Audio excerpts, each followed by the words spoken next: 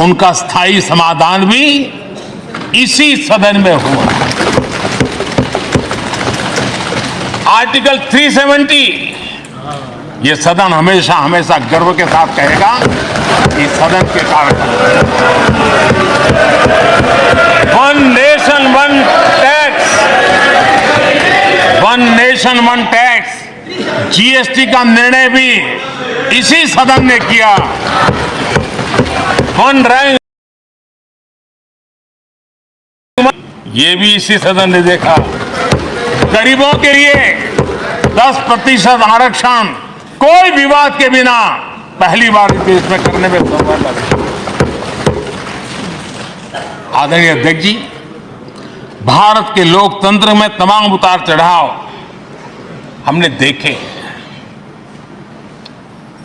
और ये सदन लोकतंत्र की ताकत है, लोकतंत्र की ताकत की साक्षी है, जन विश्वास का एक केंद्र बिंदु रहा है।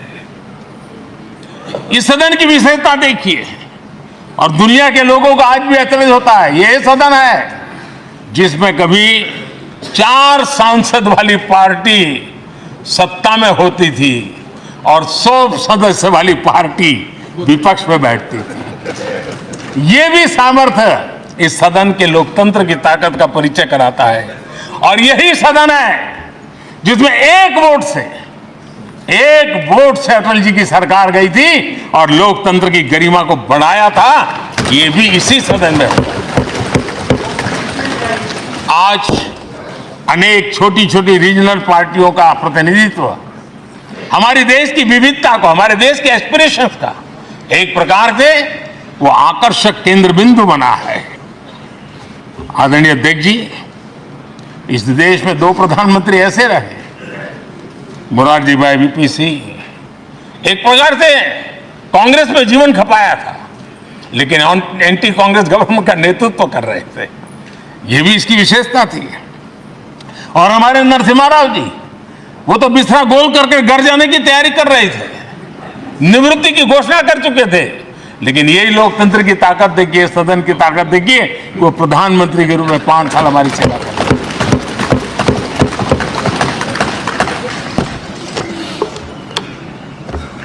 आदरणीय अध्यक्ष जी, सबकी सहमति से कठिन कार्य होते हुए हमने देखे हैं।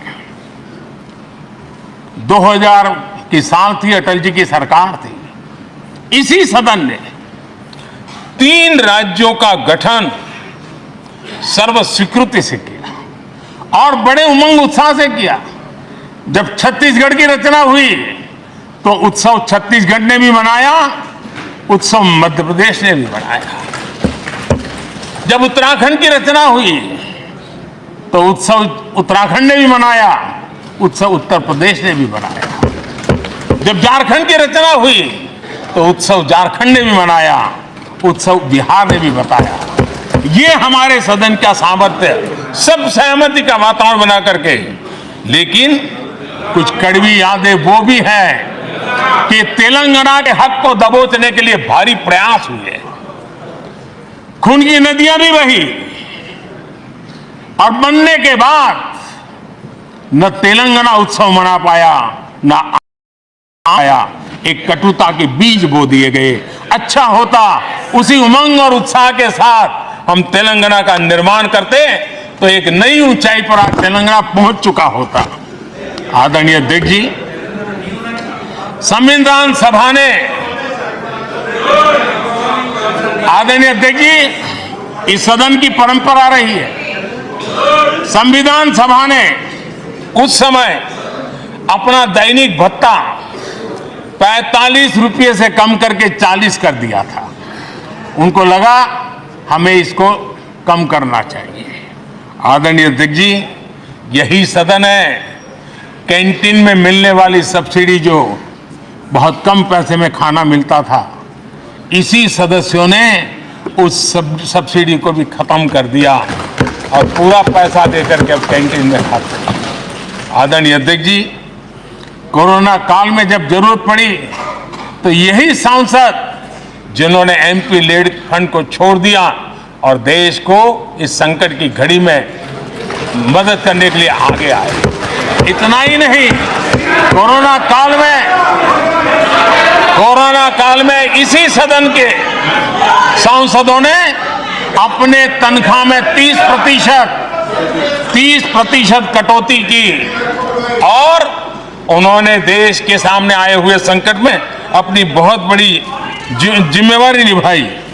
आदरणीय अध्यक्ष जी, हम गर्व से कह सकते हैं, ये सदन में बैठे हुए लोग भी कह सकते हैं, हमारे पूर्वज जो सदन में बैठे थे वो भी कह सकते हैं कि हम ही लोग हैं जिन्होंने हम पर डिसिप्लिन लाने के लिए हमारे यहां जनप्रतिनिधित्व कानून में समय समय पर कठोरता बरती।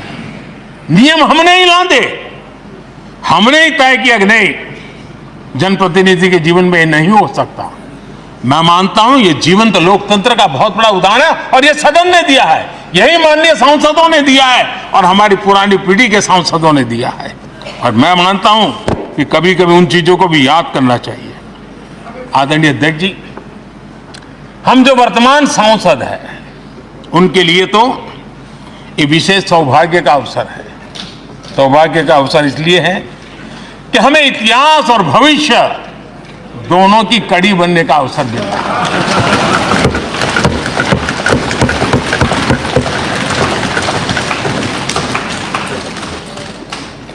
कल और आज से जुड़ने का हमें अवसर मिल रहा है और आने वाली कल निर्माण करने का एक नया विश्वास, नया उमंग, नए उत्साह के साथ हम यहां से विदाई लेने वाले हैं। आदरणीय अध्यक्ष महोदय, आज का दिवस सिर्फ और सिर्फ इस सदन के सभी 7,500 जनप्रतिनिधि रह चुके हैं उनके गौरवगान का पल है। इन दीवारों से हमने जो प्रेरणा पाई है, जो नया विश्वास पाया है, उसको लेकर जाने का है। बहुत सी बातें ऐसी थी जो सदन में हर किसी की ताली की हकदार थी, लेकिन शायद राजनीति उसमें भी आड़े आ रही। नेहरू जी के योगदान का गौरवगान अगर इस सदन में होता है, कौन सदस्य होगा जिसको ताली बजाने का मन न कर जाए। लेकिन उसके बावजूद